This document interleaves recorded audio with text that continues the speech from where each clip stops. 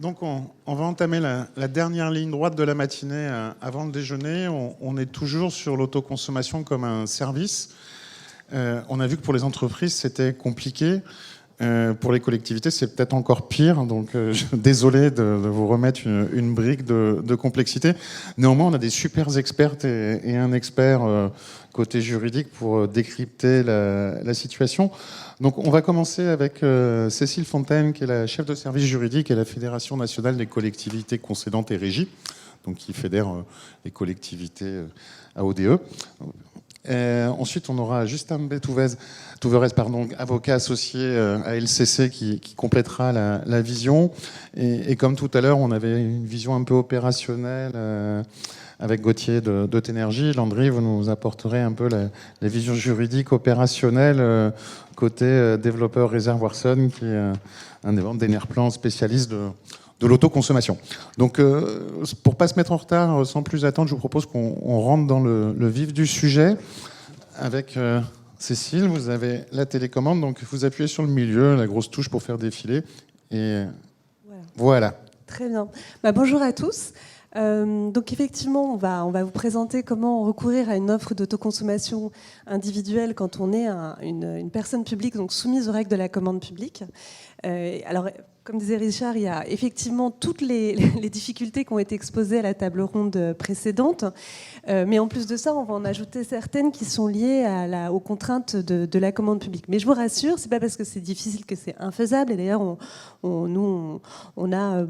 accompagne beaucoup d'adhérents sur ce sujet-là. Avec, on leur recommande un modèle contractuel. Et à côté de ça, on travaille aussi au niveau de la fédération. Je vous le présenterai à la fin sur un amendement, puisqu'on a un projet de loi accélération ENR qui va venir. Donc, on discute actuellement avec la DGEC et Bercy pour travailler sur un amendement qui englobe alors toutes les nouvelles formes de commercialisation, ACI, autoconso collective, mais également PPA, pour faciliter le recours par les acheteurs publics à ces types de contrats. Alors, peut-être en lien avec ce qui a été dit juste à la table ronde précédente, il y a eu une question d'ailleurs qui avait été posée dans la salle à ce sujet-là. On a évidemment aussi la problématique de la mise à disposition du foncier. Et là, quand on est une collectivité publique, le patrimoine d'une collectivité publique, bien souvent, relève de ce qu'on appelle le domaine public, avec du coup des contraintes spécifiques au domaine public. Donc, le fait de mettre à disposition son domaine public à un tiers, c'est encadré par un code. Bon, ceci dit, c'est tout à fait faisable, et peut-être ce qui est là pour le coup, une fois n'est pas coutume, un peu plus facile qu'en privé, c'est que dans le cadre d'un contrat de la commande publique, on va pouvoir tout regrouper au sein d'un même contrat et intégrer donc dans le contrat à la fois le service qu'on va acheter, le service d'autoconsommation individuelle qu'on va acheter, et également la mise à disposition du domaine de la toiture de la collectivité.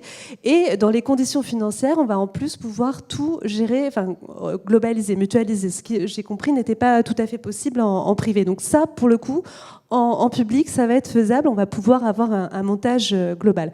On va être obligé d'ailleurs, parce qu'on ne pourrait pas sectionner comme le privé peut le faire en faisant plein de petits contrats. Il y aurait un risque de requalification. C'est une opération globale, donc un montage global où on intègre la mise à disposition du foncier et le service. Alors, petite remarque aussi avant de démarrer, c'est que pendant longtemps, les collectivités ont mis à disposition leur toiture dans le cadre de ces contrats d'occupation domaniale, sans forcément mettre en concurrence, puisque c'est moins encadré que la commande publique. Aujourd'hui, surtout avec le tiers-financement, ce n'est plus possible. Il y a un vrai risque de requalification. Clairement, quand vous confiez la toiture pour qu'un tiers-investisseur réalise une centrale, l'exploite pour votre compte, il y a clairement une prestation de service, et du coup, ça rentre dans le champ de la commande publique, du coup, avec les contraintes qui sont liées à ces règles, notamment les contraintes de mise en concurrence. Donc, que ce soit bien clair, voilà, on est forcément dans le champ de la commande publique. Alors du coup, nous, on a regardé tous les contrats qui existent dans le champ de la commande publique pour voir lequel était le plus adapté à ce type de montage. Parce que qui dit commande publique ne dit pas forcément que vous n'avez pas le droit de recourir à des montages de droit privé, c'est juste qu'il faut les faire rentrer dans un montage, un contrat de la commande publique. Alors il y a le recours au contrat de concession qui est la première slide où je vous ai mis la définition. Et je vous le dis tout de suite, hein, c'est le contrat qui aujourd'hui en l'état du droit nous semble plus sûr, même s'il soulève de vraies questions. Et je vais aller directement sur la question que pose le recours à ce type de contrat. La question, ça va être le risque d'exploitation. Pour recourir à ce type de contrat, et vous le voyez dans la définition qui est donnée, il faut transférer au tiers investisseur un véritable risque d'exploitation. Et la notion de risque est interprétée quand même de manière assez stricte par la jurisprudence. Généralement, on recourt à un contrat de concession quand vous avez des usagers et vous n'êtes pas sûr d'avoir suffisamment d'usagers pour amortir vos investissements. Là, vous avez un seul client, c'est la collectivité qui vous met à disposition son bien. Et puis en plus, il y a très peu d'aléas quand même, puisque les volumes d'électricité, ce qui vont être consommés, on a à peu près une idée, ils ne vont pas évoluer d'une année sur l'autre de manière très significative. En plus, une commune, elle ne fait pas faillite, donc elle est tout le temps là. Donc le risque, il n'est pas si évident que ça. Donc il y a un risque, voilà, le risque d'exploitation. Et en plus, on entendait Sylvie Perrin tout à l'heure dire que finalement, l'autoconsommateur gardait beaucoup le risque dans ce type de montage. Donc, prouver qu'on a transféré le risque au tiers investisseur n'est pas toujours évident, mais ça, je laisserai les autres personnes me dire ce que vous en pensez. De toute façon, je pense quand même qu'aujourd'hui, c'est le montage le plus adapté. Alors, pourquoi c'est le plus adapté ? Parce que c'est le seul montage aujourd'hui de la commande publique qui vous permet de financer, de lisser sur toute la durée un actif sur une durée longue sans avoir à le payer immédiatement. Et donc, du coup, vous pouvez avoir un contrat de 15-20 ans et payer un prix qui amortit les amortissements sur 15-20 ans. Ça, ce n'est pas possible en marché public. Donc, c'est pour ça qu'on préconise le contrat de concession. En plus de ça, le contrat de concession, vous pouvez avoir des contrats de concession de travaux ou des contrats de concession de services, qui ne sont pas forcément d'ailleurs des services publics, parce que là, il n'y a pas de service public, mais le service, là, c'est un service d'autoconsommation individuelle qu'on concède donc à un opérateur. Donc voilà, je vous ai mis les avantages de ce contrat, durée longue, financement sur toute la durée du marché, de la concession par l'opérateur. Le risque, c'est le risque de requalification en marché public. Une autre difficulté également, c'est bien souvent, on souhaite, pour la revente du surplus, on en a beaucoup parlé tout à l'heure, ça ne peut qu'être l'autoconsommateur qui gère la revente. Et quand on est une collectivité et qu'on veut vendre de l'électricité, il y a des règles de comptabilité publique qui vous imposent de créer un budget annexe qui est assez compliqué et qui fait que beaucoup de collectivités renoncent à procéder à la vente du surplus. Alors un autre type de montage qui pourrait être envisagé, là plutôt pour des gros projets, puisque vous allez voir qu'il y a un seuil, c'est ce qu'on appelle le marché de partenariat. Le marché de partenariat, c'est une catégorie de marché public. Vous transférez la maîtrise d'ouvrage à l'opérateur. Et là, il n'y a pas le principe d'interdiction du paiement différé, c'est-à-dire que vous pouvez lisser sur toute la durée en fait, du montage le coût des actifs que vous réalisez. Ça ressemble vraiment finalement au contrat location que présentait Sylvie Perrin tout à l'heure et qui pourrait être tout à fait adapté donc, en commande publique dans le cadre du marché de partenariat. Avec le côté global, en plus, vous pouvez confier non seulement la réalisation d'un actif, mais l'exploitation, la maintenance. La seule difficulté, c'est les inconvénients que je vous ai mis là, c'est que la procédure de passation est assez lourde. Il faut pouvoir justifier que vous rentrez bien, enfin qu'il y a une évaluation préalable pour justifier de l'intérêt de recourir à ce type de montage. Et puis surtout, il y a un seuil. C'est-à-dire que c'est que pour les opérations, un seuil minimal de 2 millions d'euros hors taxe. Donc voilà, forcément, c'est pas des petits projets avec simplement une toiture pour des petites communes. Mais c'est un montage qui peut être intéressant dès aujourd'hui. Donc voilà, je vous ai résumé ici les freins qu'on a nous identifiés et qui demeurent aujourd'hui dans la commande publique. Encore une fois, concession, c'est sans doute le meilleur montage aujourd'hui, mais il y a toujours cette question du risque d'exploitation. Le marché de partenariat à la lourdeur, la lourdeur de la procédure, l'impossibilité de passer un marché public sur 20 ans et de lisser le prix des travaux sur toute la durée, et puis aussi la nécessité de tenir compte donc, d'une mission globale dans le cadre d'un marché de services qui n'est pas forcément évident. Donc on a résumé, alors oui, j'avais envoyé une dernière version, mais qu'on n'a pas là, mais je vais pouvoir vous présenter. Compte tenu des freins que je viens de... Ah, j'arrive pas à revenir en arrière. Voilà. Compte tenu de tous ces freins-là, rédigé un projet d'amendement qu'on porte au niveau de la fédération et qu'on va porter en particulier dans le projet de loi accélération des énergies renouvelables, pour lever en fait toutes ces contraintes. Et donc l'article, alors on a fini la rédaction, mais on l'a pas dans la présentation là, mais je peux vous en parler. L'idée, c'est d'introduire un article dans le code de l'énergie, pas dans le code de la commande publique, parce que ça c'est une demande qui nous a été faite des ministères, mais en gros qui dit qu'une collectivité, un acheteur public peut recourir aux nouvelles formes de commercialisation de l'électricité que sont alors l'autoconso individuel, mais également l'autoconsommation collective et les corporate PPA. Je sais bien que ce n'est pas le sujet de la table ronde, mais les problématiques et les freins qu'on évoque là, c'est des freins qu'on retrouve plus ou moins dans l'ensemble de ces montages. Et donc, on écrit noir sur blanc, c'est un peu comme ce qu'on évoquait tout à l'heure avec le service de recharge. Il suffit que le législateur arrive en disant le service de recharge des véhicules électriques, c'est pas de la fourniture, donc il n'y a pas de problème.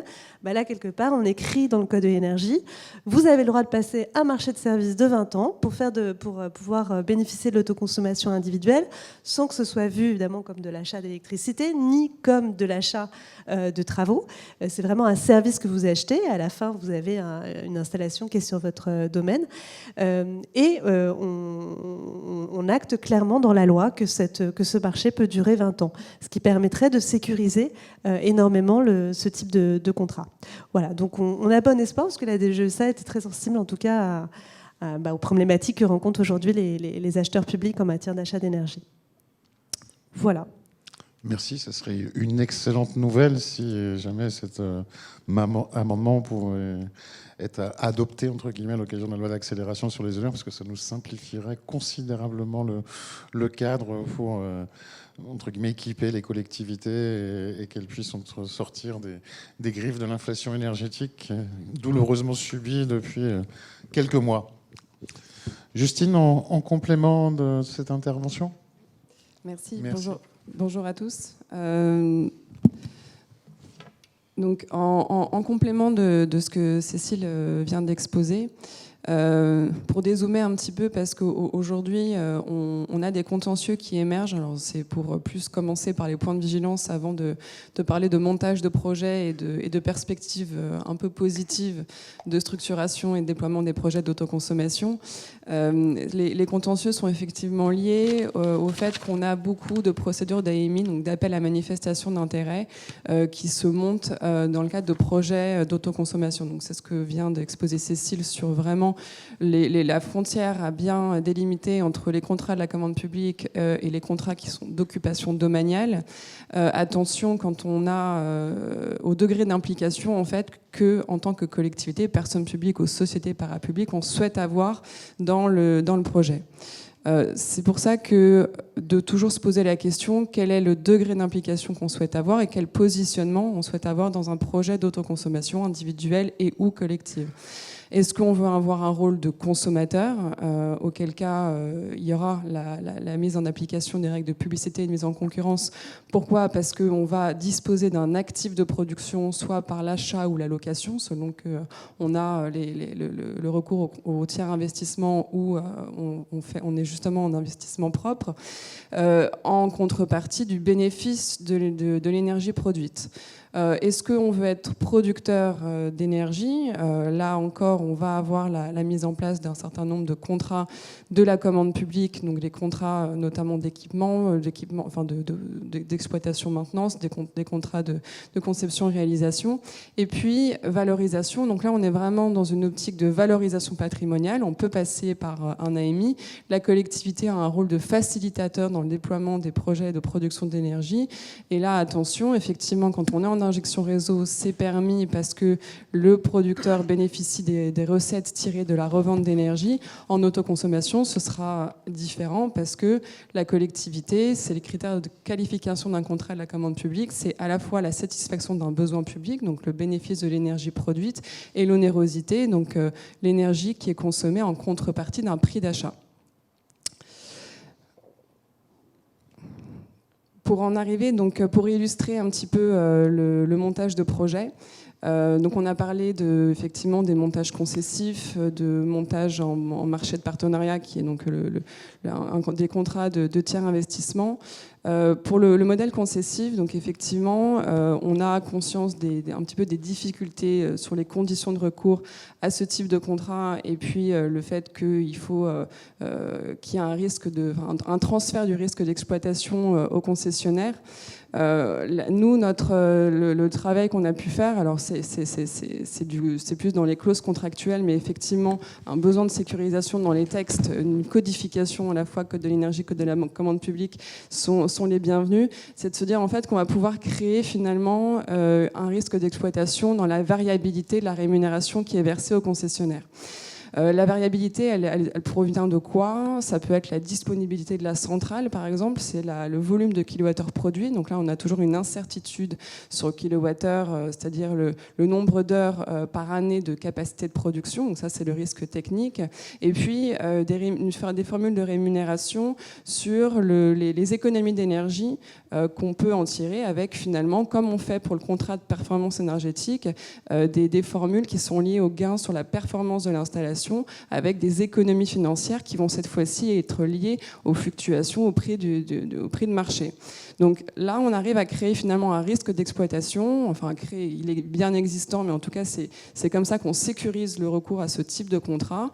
Et pour donner un exemple qu'on a pu mettre en place pour le compte de la ville de Besançon, donc là, c'est un projet qui regroupe un groupement d'autorités concédantes, donc avec une convention d'autorité de groupement d'autorités concédantes, groupement d'autorités concédantes, que sont la ville de Besançon et 3 bailleurs sociaux.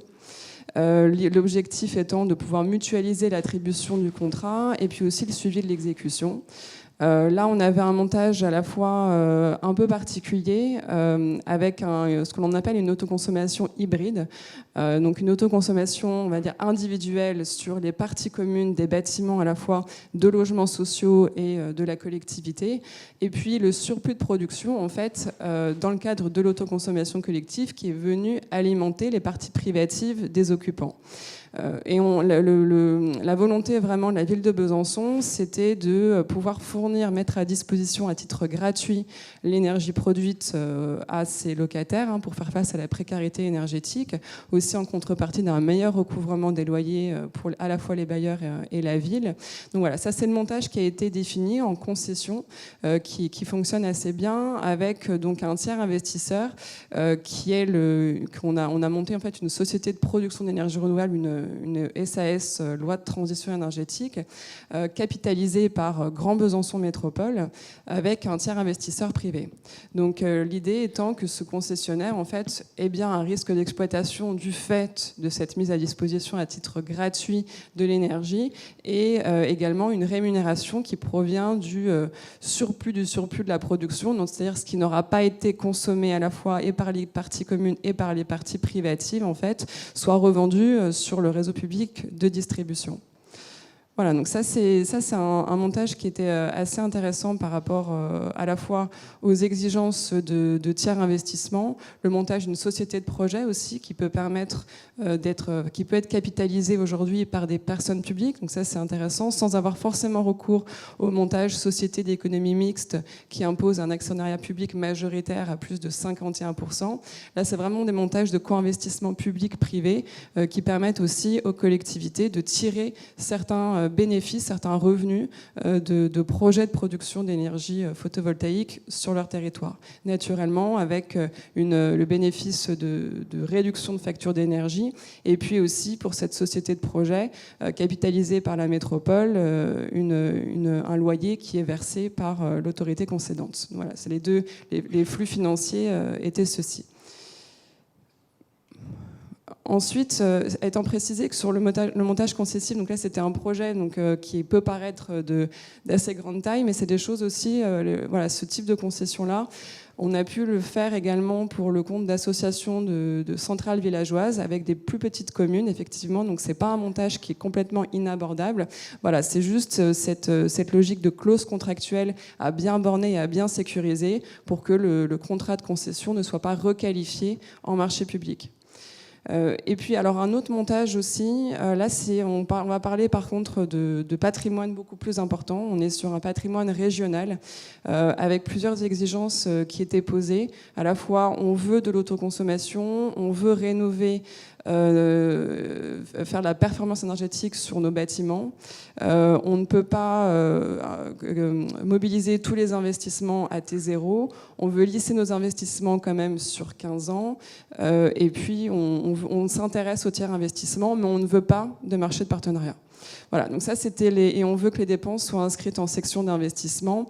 Donc finalement, avec la volonté de la région qui était de vouloir conserver la maîtrise d'ouvrage du projet, sans tout confier à un tiers investisseur. Donc la concession était refusée pour ce motif-là, parce que sur un patrimoine avec un budget d'investissement entre 400 et 500 millions d'euros, justement la volonté c'était de pouvoir aussi faire appel à la concurrence. Donc là on a eu recours à un marché global de performance. C'est un contrat de performance énergétique qui a évolué en marché public global de performance. Contrat global qui intègre conception, réalisation, exploitation, maintenance, à la fois sur la rénovation énergétique bâtimentaire et aussi sur l'autoconsommation individuelle avec une région qui est autoconsommateur individuel avec donc les conditions d'exonération fiscale assez intéressantes à mettre en place. Et avec des marchés publics globaux aussi successifs avec un accord cadre pour que aussi on puisse ouvrir à la concurrence et qu'on n'ait pas un seul opérateur qui exécute les prestations de conception, réalisation, exploitation, maintenance. Et pour faire face aussi à l'investissement, il y a eu une société de projet intermédiaire qui a été créée, capitalisée à la fois par la région, un tiers investisseur privé et une société d'économie mixte locale. Voilà, donc c'est pour dire que dans les logiques de tiers investissement, il y a aussi plusieurs éventuellement montages possibles. Tout va dépendre un petit peu du mode de valorisation énergétique envisagé, du patrimoine concerné. Est-ce qu'on est sur quels sont les types d'actifs de production à déployer, et puis après naturellement des exigences d'investissement et de conservation de la maîtrise d'ouvrage, parce que là l'idée c'était qu'on ne transfère pas tout à un tiers, mais qu'on puisse conserver la maîtrise à la fois des projets et de nos investissements. Et enfin, pour illustrer un dernier projet, ça c'est sur des zones d'activité. Voilà, donc c'est ce qu'on peut un peu les potentialités du cadre réglementaire avec l'autoconsommation collective, des bâtiments privés, des bâtiments publics, création d'une boucle locale d'énergie. Et pareil, comme un peu le montage précédent, on fait une SAS, loi de transition énergétique, qui permet aux collectivités aussi vraiment de bénéficier des retours de ces projets en participant, soit par des apports en foncier, les apports en nature dans les sociétés de projet, qui est une forme de prise de participation et qui a permis en l'occurrence aux collectivités de pouvoir consommer l'énergie produite sur ces différents fonciers. Mais voilà, une logique de co-investissement assez intéressante, public-privé, sur les patrimoines à la fois de zones d'activité et de patrimoines municipaux. Voilà. Merci. Et juste sur ce schéma-là, c'est quoi le cadre juridique qui a été employé pour réussir à faire cohabiter tout le monde, public et privé, dans cette... Alors là, on a créé en fait une personne morale organisatrice ad hoc, donc une association. Et le cadre, en fait, on a créé une structure d'investissement ad hoc, vraiment pour scinder à la fois le flux PMO et le flux d'investissement, à laquelle on participe à la fois les entreprises de la zone et la collectivité au titre du tiers investissement, donc dans le cadre d'une SAS. Ok. Et la collectivité, du coup, était investisseuse également dans le Tout à fait, oui. Okay, avec une règle de répartition à due proportion des investissements Oui, d'électricité. exactement. Ok. Merci. Landry, une vision un peu opérationnelle. Après, même si on part du théorie, on est sur des cas applicatifs, Besançon, ZAC. Et... Je vous laisse la parole. Tous les micros marchent a priori, mais allez-y. Bonjour, parfait. Landry Baou pour Reservoir Sun. Je vais tenter de vous présenter les aspects opérationnels, juridico-opérationnels de montage en autoconso pour une collectivité. L'idée étant qu'on a déjà abordé la plupart des problématiques qui sont aujourd'hui majeures au sujet de l'autoconso gérées par une collectivité. L'idée, c'est maintenant de pouvoir vous présenter sur la base de projets concrets les difficultés qui peuvent être rencontrées. Comment est-ce qu'on arrive au quotidien à les gérer avec les collectivités d'un point de vue à la fois collectivité et tiers investisseurs parce qu'on a des intérêts qui sont convergents.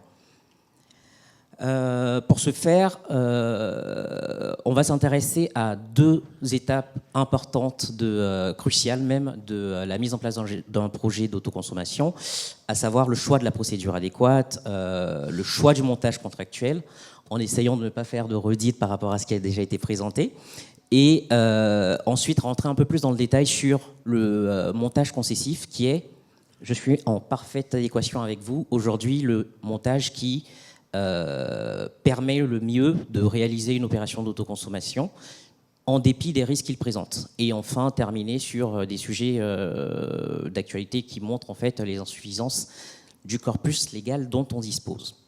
Donc, sur les étapes de la mise en place d'un projet d'autoconso, un des éléments qui nous est apparu essentiel dans les échanges qu'on a avec les différents partenaires et collectivités avec lesquels on a pu travailler, c'est qu'il est primordial de choisir, de faire le bon choix de la procédure qui sera appliquée. Et dedans, ce qui ressort assez souvent des pratiques, c'est qu'il y a encore ce réflexe, si je puis dire, de l'AMI lorsqu'on ne sait pas à quelle procédure on doit se vouer.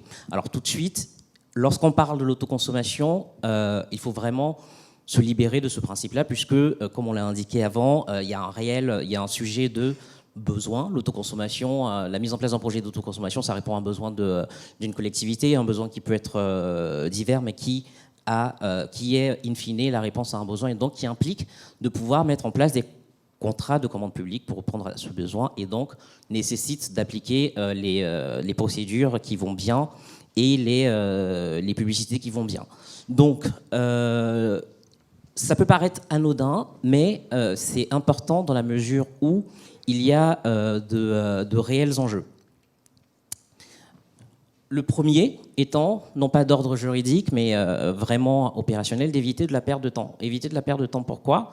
Parce que assez souvent, lorsque les collectivités mettent en place des projets d'autoconsommation, ou plus globalement énergétiques, ça répond à des objectifs qui peuvent être des objectifs politiques ou des objectifs à échéance. Donc il est primordial de choisir la bonne procédure pour ne pas se retrouver à devoir tout recommencer. J'ai en tête un exemple qu'on a pu connaître où une collectivité qui souhaitait, in fine, réaliser un projet d'autoconso via de la concession n'avait pas lancé la bonne procédure et était plutôt parti sur de l'AMI. Et finalement, s'est rendu compte de l'erreur, mais un peu tardivement, ce qui a nécessité de, bien évidemment, tout recommencer. Donc, comment aller expliquer le retard que prend le projet aux élus pour ces raisons-là, c'est un peu complexe. Ensuite, les deux autres points qui sont importants dans ce choix, c'est d'éviter en fait le risque de contestation de la procédure. Et le risque de contestation de la procédure, parce que bien évidemment, lorsque la procédure n'est pas adéquate, on a un risque lorsque on a des candidats qui ne sont pas retenus, qui ont la possibilité de contester la procédure qui a été initiée. Et au-delà de ça, il est important de noter, lorsqu'on revient pour faire le lien avec le point sur le besoin qui doit être travaillé en amont, de déterminer le besoin qu'on souhaite cadrer avec la mise en place d'un projet d'autoconsommation. Il est important de le définir parce que, au-delà du fait de s'égarer dans le choix de la procédure, il y a autre chose dont il faut tenir compte, c'est que l'absence ou l'insuffisance de définition du besoin dans le cadre de la procédure qui est lancée est susceptible de constituer un manquement aux obligations de publicité de mise en concurrence. Donc, in fine, tous ces éléments, en fait, il est important de choisir la procédure adéquate et de définir son besoin au préalable. vous me répondrez que c'est parfois complexe et que c'est pas simple, ce qui explique parfois qu'on se perde. Mais aujourd'hui, il existe des solutions. Il existe des solutions, les collectivités ne sont pas seules. En premier lieu, le service juridique en interne, si il existe.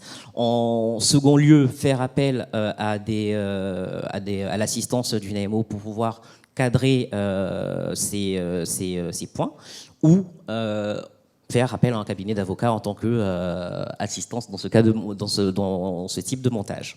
Donc ça, c'était le premier point qu'il est vraiment important de garder en tête, c'est de se dire qu'il y a un besoin à satisfaire et il est crucial de déterminer ce besoin et pour ensuite choisir la bonne procédure applicable.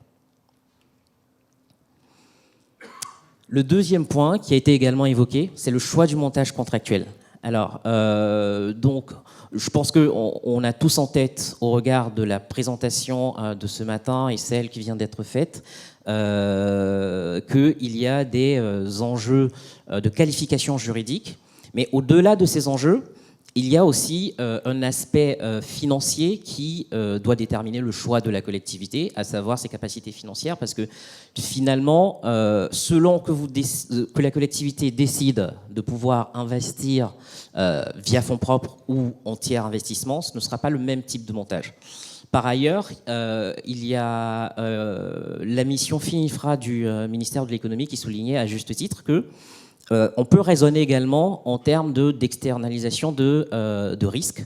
Donc, comme il a été souligné tout à l'heure sur le sujet de la concession qui permet, c'est l'un des avantages de la concession qui permet de vraiment, si je peux le dire, mettre en place le projet clé en main, mais dans les critères de décision de quel choix à retenir, il faut s'interroger sur une stratégie financière.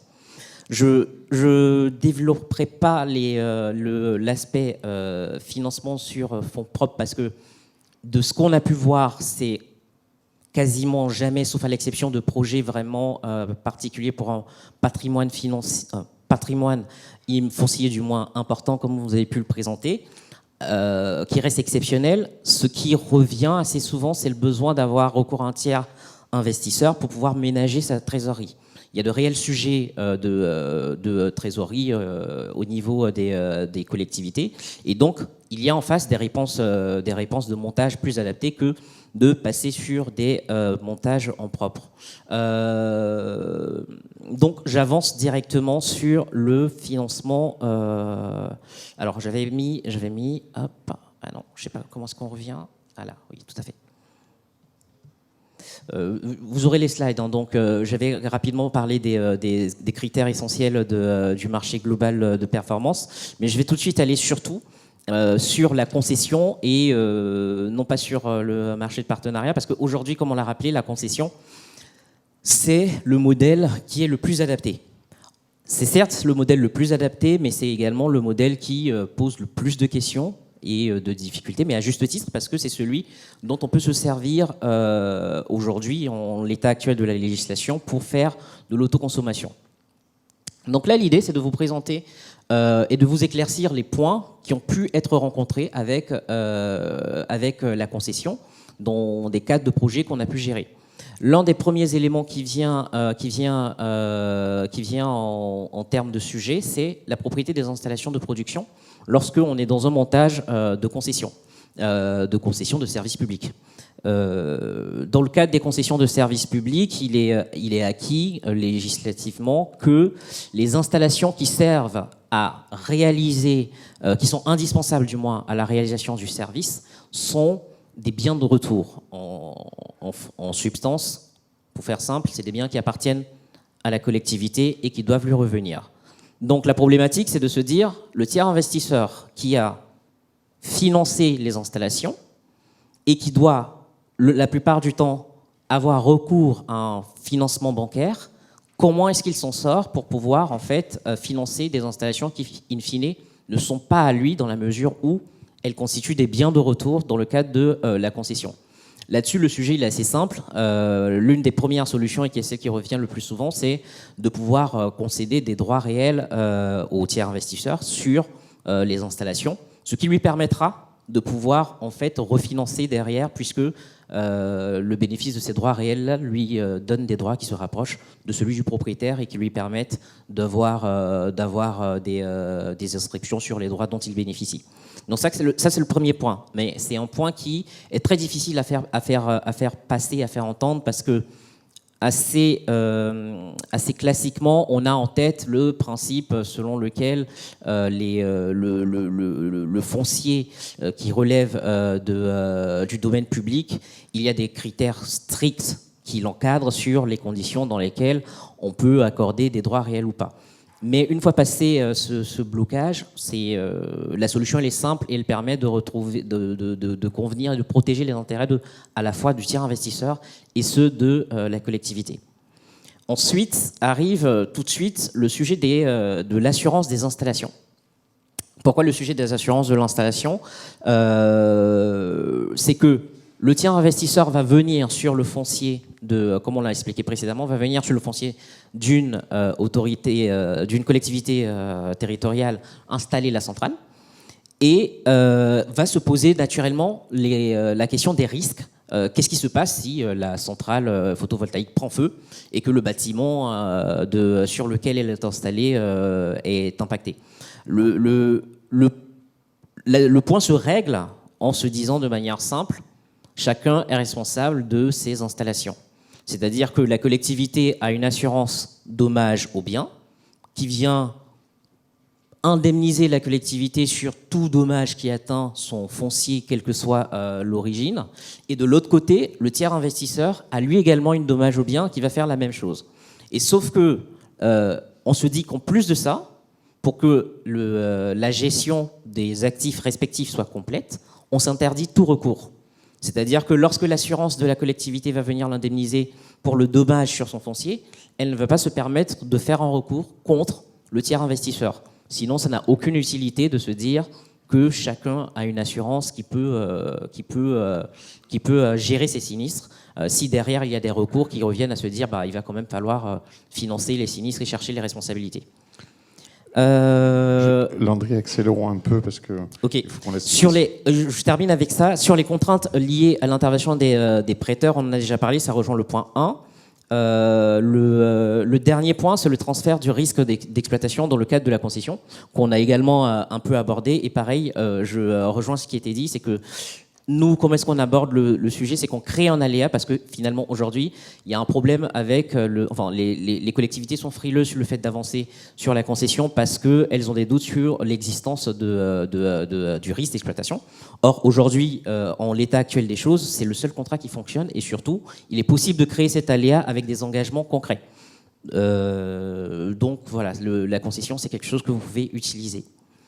Donc dernier élément qui a été partagé aussi, c'est que en plus de ces complexités qui se retrouvent sur la concession, qui est le montage le plus efficient aujourd'hui, on fait face à des points d'insuffisance du droit. Je ne reviendrai pas là-dessus, notamment le fait qu'il y a aujourd'hui une impossibilité pour le tiers investisseur de bénéficier du complément de rémunération alors que c'est lui qui réalise les investissements, ou l'impossibilité pour les collectivités d'avoir recours à une autre solution face à la flambée des prix de l'énergie, qui est les corporate PPA, même s'il y a certaines mesures, il y a certaines solutions qui existent, il serait bien d'avoir une évolution là-dessus. Voilà. Merci Landry, vous avez fait particulièrement court. Juste pour revenir sur, on introduit d'un point de vue contractuel les aléas d'exploitation en fait, et ce qui justifie, si je comprends bien, le contrat de concession. Oui, aujourd'hui, dans le critère pour avoir un contrat de concession, juridiquement, c'est qu'il existe un aléa, qu'on transfère un risque d'exploitation, qui est lui-même déterminé par un aléa. Et aujourd'hui, à juste titre, certaines collectivités, je pense à un exemple très récent, lorsqu'elles lancent des projets, se disent finalement, on n'est pas certain qu'il existe, donc on va aller sur une autre procédure, et du jour au lendemain, chamboule tout. Or, s'il est vrai qu'il y a des risques, il est également vrai qu'aujourd'hui, c'est le seul contrat avec des adaptations qui permet de répondre à ce besoin de manière simple et il n'est pas vraiment remis en cause par l'état de droit. La seule chose qui est nécessaire de faire, c'est de créer, pas de créer, mais de formaliser cet aléa et ça se règle au niveau de la rédaction juridique. Merci. Oui, vous pouvez compléter. à la fois Justine et Cécile. En fait, la difficulté, c'est qu'on n'est pas certain de pouvoir avoir recours au contrat de concession dans le cadre des opérations d'autoconsommation, parce que les différents codes, en fait, ne prévoyaient pas ça au moment où ces dispositifs de production d'énergie en autoconsommation existaient. Donc, l'objectif aussi du travail actuel qui est mené entre la FNCCR et la DGEC, c'est de pouvoir consacrer cette possibilité. Et c'est vrai que dans l'intervalle de cette sécurisation-là, on a dû, dans le cadre des contrats, en fait, pouvoir caractériser un risque d'exploitation pour garantir à nos clients, aussi bien concédants que concessionnaires, que le contrat n'allait pas être requalifié. Donc, en fait, créer un aléa, de toute façon, même dans les contrats privés de tiers investissement, cet aléa-là existe. De fait, le risque technique qui est lié à la disponibilité de la centrale, soit la radiation, les aléas climatiques, tout ça, c'est des choses de toute façon qui sont consubstantielles à l'autoconsommation. Et puis après, on va pouvoir faire évoluer les formules de rémunération, mais qui est une technique performante de contrat pour en fait faire partager les gains en fait liés à l'installation entre l'autoconsommateur et le tiers investisseur. Et cette logique-là, on la transpose dans le contrat de concession, qui nous permet aussi d'une certaine manière de pouvoir qualifier ce risque. Voilà. Donc on le crée, mais de toute façon, il existe et c'est une technique de performance contractuelle et économique dans les contrats. Peut-être une petite nuance là-dessus, parce que en fait, dans un contrat de concession, le prestataire, le titulaire, ne peut pas être rémunéré à 100% par un prix. Il doit se rémunérer sur l'exploitation de l'ouvrage ou du service qu'on lui concède. Et là, la difficulté, c'est que en réalité, on va se le dire entre nous, il est rémunéré 100% par un prix. Le fait que le prix subisse lui-même des aléas, ça, vous avez ça en marché, des prix qui sont fonction de la performance du marché. Le marché global de performance, par exemple, c'est un marché public, c'est pas un contrat de concession. Et pourtant, vous avez un prix avec des bonus-malus. Mais voilà, le titulaire du marché est rémunéré à 100% par un prix. Concrètement, quand vous avez un contrat où le titulaire est rémunéré 100% par un prix, que vous appelez ça loyer, prix de l'électricité, tout ce que vous voulez, ce sera le risque, il existe. Maintenant, encore une fois, les aléas, on peut les mettre plus sur les volumes. Effectivement, je pense que ça, c'est plus sécurisé. Il n'y a pas de garantie au niveau des volumes. Et puis, de toute façon, on est dans un contexte politique où j'imagine mal des préfectures venir retoquer ça, parce que ce serait ça, j'imagine, au niveau de la concurrence, j'imagine mal aussi des contentieux, mais des préfectures qui viennent retoquer en disant « Ah, mais vous n'avez pas vraiment de risque d'exploitation parce qu'il y a une rémunération 100% par un prix ». Aujourd'hui, ce serait quand même assez malvenu. Mais bon.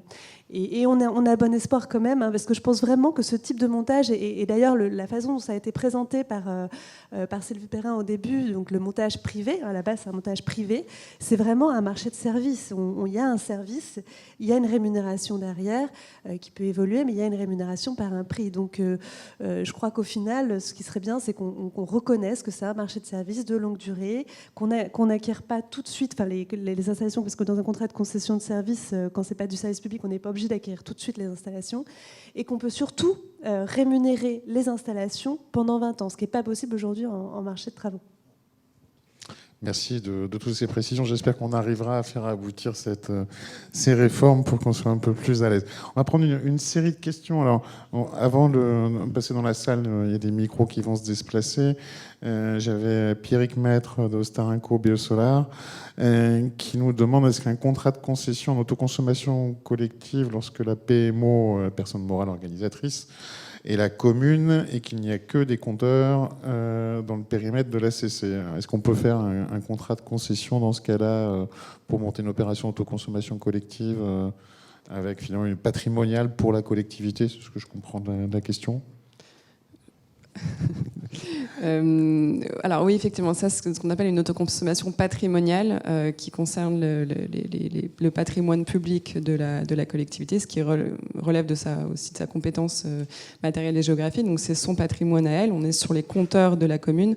Donc on voit se déployer effectivement ce qu'on appelle les opérations d'autoconsommation patrimoniale qui n'obéit à aucune qualification juridique. Il n'y a pas de qualification consacrée dans les codes, mais en tout cas qui offre la possibilité aux collectivités de déployer peut-être un peu plus facilement ce type d'opération parce que c'est des opérations qui visent à alimenter les sites de consommation publique.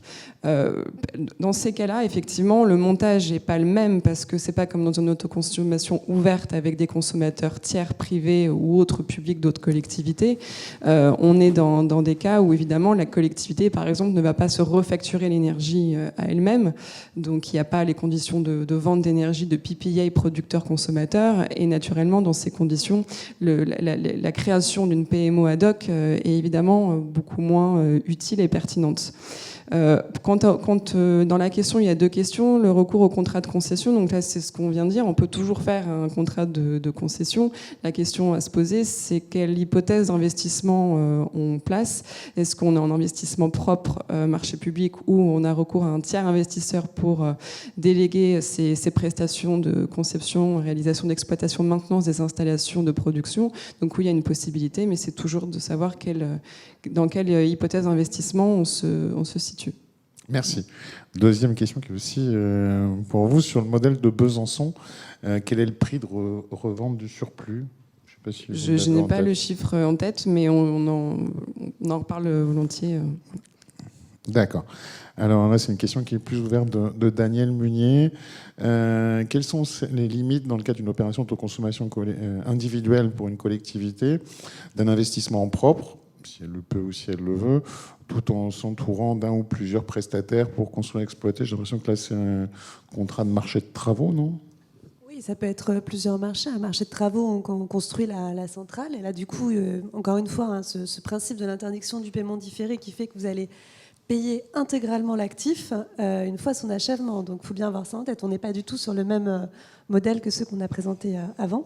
Et puis après, on fait exploiter la centrale dans le cadre d'un contrat de service. Mais là, la question, ça va être toujours pareil, c'est la durée, hein, puisque en marché, la durée, elle doit tenir compte d'une obligation de remettre en concurrence de manière périodique. On ne peut pas, en marché public, aujourd'hui en tout cas, tenir compte de la durée des amortissements dans la fixation de la durée.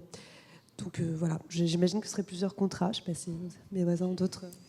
Et l'autre question de Aude Walter, c'est est-ce qu'on peut mettre dans un même contrat de service pour faire à la fois de l'efficacité énergétique et de l'autoconsommation qui est le pendant de l'efficacité active, on va dire?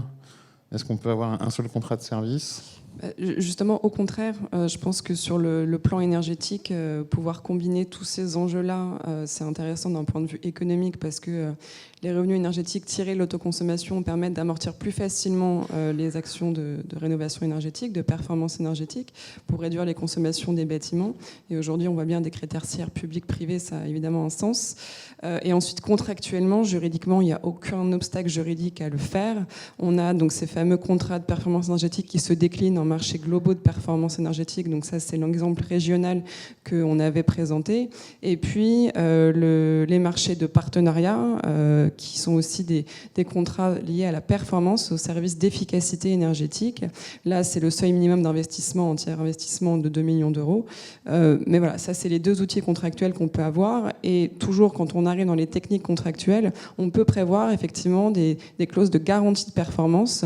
Alors attention, c'est toujours les débats efficacité énergétique. Est-ce que c'est l'autoconsommation, c'est pas l'autoconsommation? Donc on sait qu'aujourd'hui, l'autoconsommation n'est pas considérée comme de l'efficacité énergétique. Pour autant, arrêtons peut-être de jouer sur les mots.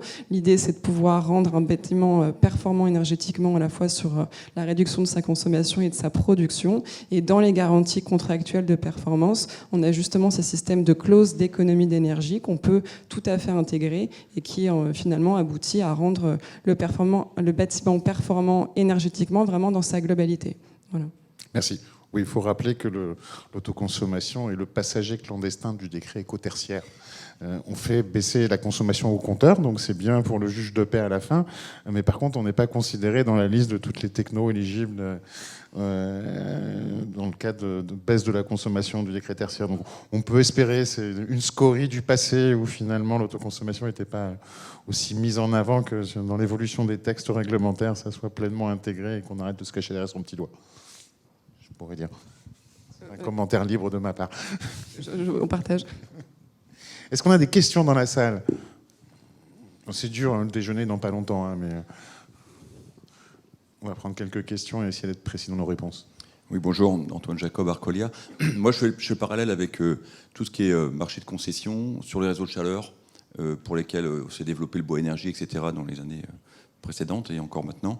Et je ne vois pas en quoi, si on faisait de l'autoconsommation collective, du coup, avec la collectivité comme client et des opérateurs privés aussi comme clients, en quoi c'est très différent d'un marché de concession de réseau de chaleur pour lequel on fait à peu près la même chose, sauf que du coup on crée le réseau, alors que là on utilise le réseau public de distribution. C'est pas différent. Là, la présentation était surtout sur l'autoconsommation individuelle, donc avec un seul consommateur, mais vous avez tout à fait raison. L'autoconsommation collective, on peut assimiler ça à un réseau de chaleur où vous créez il y a un investissement qui est le réseau de chaleur. Là, c'est pas le réseau de chaleur, c'est la centrale. Et ensuite, vous avez des clients ou des usagers, vous les appelez ça. On n'est pas sur du service public, mais encore une fois, on peut avoir un contrat de concession sans service public. Et vous avez plusieurs du coup clients. Et puis là, en plus, il n'y a pas trop au niveau du risque d'exploitation, on est sur un modèle très classique parce que vous n'êtes pas certain d'avoir. Il y a une pluralité d'usagers, de clients, donc on n'est pas certain, si vous voulez, d'avoir le niveau de rémunération qui viendrait couvrir tout l'investissement. Donc oui, on peut tout à fait, et on le fait souvent d'ailleurs, ce parallèle-là, parce que encore une fois, nos discussions, notamment avec Bercy, qui a un peu, ce qui est normal, hein, l'autoconsommation collective, c'est quand même quelque chose d'assez technique, leur expliquer qu'on passe par le réseau public, qu'on crée. Bon, il faut expliquer, et c'est vrai que du coup, on donne souvent l'exemple du réseau de chaleur pour dire on crée un actif et après on vend de l'énergie, quoi. Par contre, la difficulté pour le concessionnaire, la collectivité, c'est de définir un cahier des charges dans lequel il s'est assuré qu'il y a un certain nombre de clients à mettre dans le cahier des charges, de façon à ce que dans l'appel d'offres, parce qu'il y en aura forcément un, du coup les choses soient clairement définies sur les bases sur lesquelles se calcule l'économie. Et donc là, ça nécessite quand même des analyses antérieures à l'appel d'offres qui sont assez compliquées pour une collectivité. En autoconso collective, en plus, vous avez le problème du périmètre géographique. Donc, de toute façon, ce sera toujours assez limité. Ceci dit, vous faites pareil en réseau de chaleur. Hein. Vous regardez les zones. Quand on négocie un contrat de réseau de chaleur, c'est sur une zone plus longue, plus large, généralement, que les 2 km. Mais vous regardez quels sont les futurs bâtiments qui vont pouvoir être accordés. Et puis, du coup, les offres que vous avez, le tarif, il évolue en fonction. Puis, s'il y a une zone qui ne se fait pas, le tarif, il va monter. Hein. C'est assez... on pourrait avoir ce même principe. Merci. Je ne sais pas si c'était un peu le même montage que pour tout à l'heure. On voyait avec la zone d'activité, avec des bâtiments publics, des consommateurs privés, etc. Non ? Oui, c'est ça. C'est comme qu'on soit sur la zone d'activité ou le cas de Besançon. Donc là, on a évidemment un risque d'exploitation lié au volume de kilowattheures qui sera réellement consommé. Et puis aussi pour compléter, c'est ce que disait David aussi tout à l'heure sur le S21. De toute façon, même quand on n'est pas certain au moment de la rédaction des cahiers des charges et du lancement d'appels d'offres du volume de consommateurs qu'il y aura dans le contrat, c'est toujours la possibilité aussi de jouer sur cette réversibilité, sur la nature de l'exploitation, de pouvoir passer en injection réseau. Et ça, c'est vrai que ça sécurise énormément les financements, mais ça rend plus serein aussi les montages pour les collectivités, quelle que soit leur taille. Mais on retrouve toujours cette logique de même réseau de chaleur avec un volume imprévu, et le tiers investisseur aussi, le concessionnaire, est là pour justement faire ce type d'analyse-là. C'est le niveau d'externalisation aussi qu'on souhaite avoir au moment où on fait l'appel d'offres. Par contre, aujourd'hui, en fait, il n'est pas possible à une collectivité de faire un appel à manifestation d'intérêt pour mettre à disposition cette voiture dans un modèle où on vendrait la totalité, et puis de se dire dans 12 mois, on change du S21 et j'autoconsomme. Il y a il y a des petites différences parce que, comme Justine le rappelait, hein, on est dans la commande publique quand il y a un besoin direct. Si vous avez une collectivité, il y a notamment beaucoup de cas de SEM d'aménagement qui vont aménager un quartier, et donc c'est pas pour leurs besoins, elles vont pas consommer, la SEM va pas consommer de l'électricité, c'est pas ses toitures non plus, elle les vend à des promoteurs, mais du coup là on pourrait imaginer un appel à manifestation d'intérêt pour désigner un opérateur qui, à l'échelle du quartier, va proposer le montage que présentait Justine. Là du coup on est plus dans l'appel à projet, parce qu'encore une fois la SEM c'est pour un aménagement, c'est pas pour ses besoins en électricité ou de ses bâtiments, quoi. Merci. Oui, Philippe.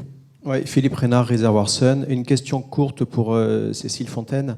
Dans l'hypothèse hyper souhaitable où l'amendement aboutirait, est-ce que ça viendrait modifier justement le modèle contractuel, ou est-ce qu'on resterait en marché de concession, ou est-ce qu'on pourrait basculer en marché de fourniture de services, Ouais, puisque je vous l'objet... rassure. Ouais. Pardon, je vous ai coupé. Ouais, voilà.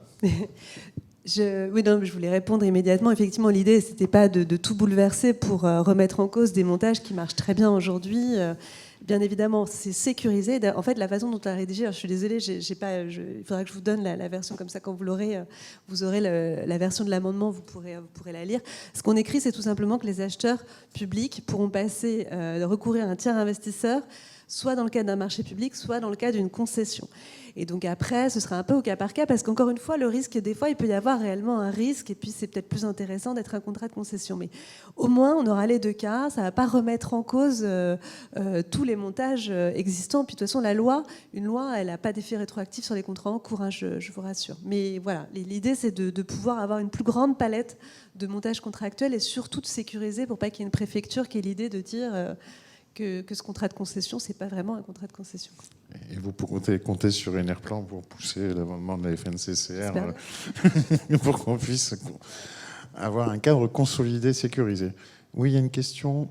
Allez-y, Metz, si je vous ai bien reconnu. C'est bien ça. Deux petites questions en fait. La première, c'est est-ce qu'on a des velléités, il y a un espoir qu'un jour l'autoconsommation collective soit reconnue dans le cadre du décret tertiaire? Et la deuxième, c'est concernant les concessions, notamment la nuance concession de service public ou pas public. Parce qu'au début, Mme Fontaine m'a dit que ce n'est pas forcément une concession de service public. Landry, à la fin, expliquait que les histoires de propriété bien de retour, vous évoquiez la concession de service public. Alors, quid un peu de cette nuance? Je prends peut-être la deuxième question, je vous laisserai sur la... Mais Landry, n'hésite pas. En fait, sur la concession, la question de la production d'électricité, est-ce que c'est un service public ou pas? Il y a un avis du Conseil d'État, alors je vous épargne, hein, je ne vais pas vous faire un cours de droit, mais ce n'est pas systématiquement un service public, ça n'en est un que quand c'est des très gros projets qui participent à l'approvisionnement national en électricité. Donc vous voyez, un petit projet d'autoconsommation, on est rarement là-dedans. Donc à mon sens, on a la FNCCR, on pense que ce n'est pas un service public, la production, surtout quand on autoconsomme. En plus, pour le coup, on ne va même pas sur les réseaux, je ne vois pas comment on peut faire du service public. Mais en revanche, ça ne remet pas en cause ce que disait Landry, hein, c'est que ça reste une concession de service, mais pas de service public.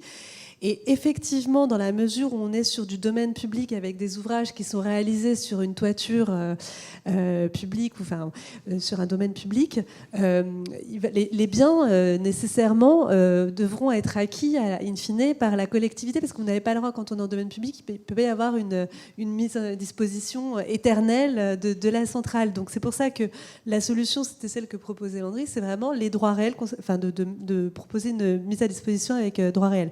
Mais à mon sens, on n'est pas dans une concession de service public, on est dans une concession de service tout court. Voilà. Et sur la première question, j'avoue ne pas savoir répondre sur l'autoconsommation. Dans l'autoconsommation individuelle, dans le cadre du décret éco-tertiaire, ça marche. Dans le cadre de l'autoconsommation collective, où la production d'électricité n'est pas sur l'immeuble tertiaire, donc il vient d'ailleurs, je ne sais pas si ça marche et si c'est pris en compte. J'ai des doutes. Non, mais je vais dire la même chose que toi. Effectivement, autoconsommation individuelle, les consommations ne font pas l'objet d'un comptage, d'une facturation, donc naturellement. Voilà. Après, je ne vois pas comment techniquement, en fait, un bâtiment tertiaire qui a l'obligation de transmettre toutes ces données de consommation pourra en fait répartir ce qui relève de la facturation au titre de l'autoconsommation collective et au titre des autres flux.